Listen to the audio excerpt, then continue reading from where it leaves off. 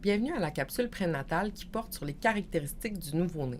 Je m'appelle Marie-Michel et je suis infirmière clinicienne en périnatalité. Il me fait plaisir de vous présenter cette capsule prénatale, en espérant qu'elle vous permettra d'acquérir des nouvelles connaissances qui vous seront utiles dans votre nouveau rôle de parent. Dans les premiers jours, votre bébé va garder la posture qu'il avait dans le ventre de maman, soit en position fœtale, les jambes ramenées vers son torse. À terme, il mesure entre 45 et 55 cm. Il pèse entre 2500 g et 4300 g. Il peut perdre jusqu'à 10 % de son poids dans les premiers jours. Pour ce qui est de sa peau, il est normal que bébé ait un teint rosé ou rouge. Il peut parfois avoir la peau marbrée quand il a froid. Par marbré, on veut dire que sa peau est légèrement bleutée, comme des toiles d'araignée bleutées sur le corps, qui disparaissent lorsqu'on le réchauffe. Plusieurs bébés vont présenter un teint qu'on dit ictérique, ce qui veut dire un petit teint jaune ou comme bronzé. Cela est associé à une jaunisse ou ictère. C'est 60 % des bébés et 80 % des bébés prématurés qui vont présenter une jaunisse en début de vie. Elle va apparaître dans les 2 à 4 premiers jours de vie et disparaître après la première semaine de vie habituellement. Les professionnels de la santé vont vous guider si votre enfant présente des signes de jaunisse. Le vernix est une substance blanche et collante présente sur la peau des bébés à la naissance. Il sert à protéger leur peau. Le lanugo, c'est des petits poils fins présents sur la peau des bébés, surtout au dos, au visage et aux épaules. Ils disparaissent au bout de quelques semaines. Le milium, c'est des petits points blancs qui sont présents sur la peau des bébés. Ils vont disparaître en quelques semaines et c'est très important de ne pas les percer. Votre bébé peut présenter plusieurs éruptions cutanées. Le premier, l'érythème toxique, qui a un nom qui fait peur, mais qui est sans incidence pour votre bébé. C'est des petites papules rouges qui apparaissent entre 24 et 48 heures de vie et qui vont disparaître seules. Il y a aussi l'acné du nouveau-né qui apparaît généralement vers 2 à 4 semaines de vie. C'est semblable à l'acné qu'on connaît, soit des petits boutons blancs. Elle aussi va disparaître seule sans traitement particulier. Votre bébé peut aussi avoir la peau qui pèle, surtout aux pieds et aux mains. On le voit surtout chez les bébés nés après 40 semaines. On peut appliquer de la crème non parfumée au besoin. La tête de votre bébé peut parfois être légèrement déformée après l'accouchement.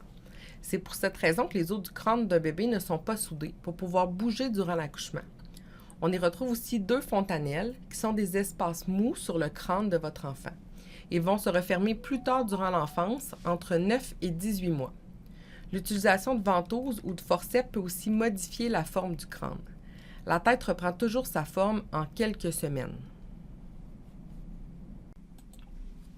La tête de votre bébé doit aussi être soutenue jusqu'à environ 3 mois. C'est à ce moment-là qu'il va avoir développé la musculature nécessaire pour soutenir sa tête seule.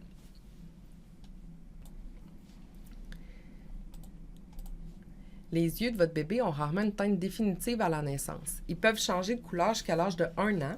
C'est normal pour votre bébé de loucher par moment. Il apprend seulement à ajuster son focus quand il regarde de loin ou de proche. Il ne faut pas s'inquiéter. Il y a des bébés qui vont le faire jusqu'à l'âge de 6 mois. Lorsque votre bébé pleure, il n'aura pas nécessairement de larmes dans le premier, voire même jusqu'au 2e mois. Elles vont apparaître par la suite. Certains bébés peuvent avoir des sécrétions blanchâtres ou jaunâtres au coin de l'œil. C'est que leur canal lacrymal il peut être bloqué. Ça aussi, c'est pas inquiétant. Les bébés entendent dès la naissance. Il est surtout sensible à la voix de leurs parents. Ils peuvent sursauter quand ils entendent un bruit fort et soudain. La plupart des milieux de naissance font maintenant partie du programme québécois de dépistage de la surdité néonatale. Donc, votre enfant va passer un test d'audition lors de son séjour à l'hôpital. Vous allez avoir directement les résultats sur son audition. Il ne faut jamais utiliser un coton-tige pour nettoyer les oreilles de votre bébé, plutôt utiliser une débarbouillette humide. Pour ce qui est de la respiration de votre bébé, la respiration de bébé peut être irrégulière par moment. Il est important de se souvenir que les bébés de moins de 3 mois ne respirent que par le nez. Il est important de garder leur nez dégagé pour cette raison-là. Un bébé qui éternue beaucoup, c'est pas inquiétant. C'est normal parce que c'est comme ça que le bébé se mouche. Les organes génitaux sont souvent enflés suivant la naissance. Parfois même, les mamelons des filles et même des garçons peuvent être gonflés. Chez les filles, les petites lèvres sont gonflées 2 à 3 jours suivant la naissance. Il y a des sécrétions blanchantes qu'il faut laisser en place. C'est une excellente protection contre les bactéries. Parfois, dans la semaine suivant la naissance, il peut y avoir des mini-menstruations. Il ne faut pas s'inquiéter, c'est dû au fait que la petite fille a reçu beaucoup d'hormones de sa mère avant l'accouchement. C'est passager et ça va cesser rapidement. Pour les garçons, le scrotum peut être rouge et enflé. Il ne faut pas tenter de descendre le prépuce. Il est collé à la naissance et décollera seulement vers l'âge de 3 ans. Il faut laisser aller la nature. Les pipis et les cacas. Vous n'en aurez jamais autant parlé qu'avant de devenir parent. On compte le nombre de pipis et de caca selon le nombre de jours les premiers jours, ce qui est tout de même facile à retenir. Donc, 1 jour, 1 pipi, 1 caca, 3 jours, 3 pipis, 3 caca, minimum. Ça peut être plus, mais on n'en veut pas moins. Les premiers jours, le caca est noir et collant. On appelle ça du méconium. C'est difficile à laver. Rapidement, les selles vont devenir jaunes et plutôt granuleuses. Tout dépend aussi du type d'alimentation de votre nouveau-né. Pour les urines, ils vont être jaune pâle, clairs et sans odeur. Après 6 jours, le bébé va mouiller minimum 6 couches par jour et même beaucoup plus. C'est ce qui met fin à cette capsule sur les caractéristiques du nouveau-né. J'espère avoir répondu à plusieurs de vos interrogations. Si vous avez d'autres questions, je vous invite à vous inscrire aux rencontres prénatales en ligne ou à contacter le CLSC de votre région.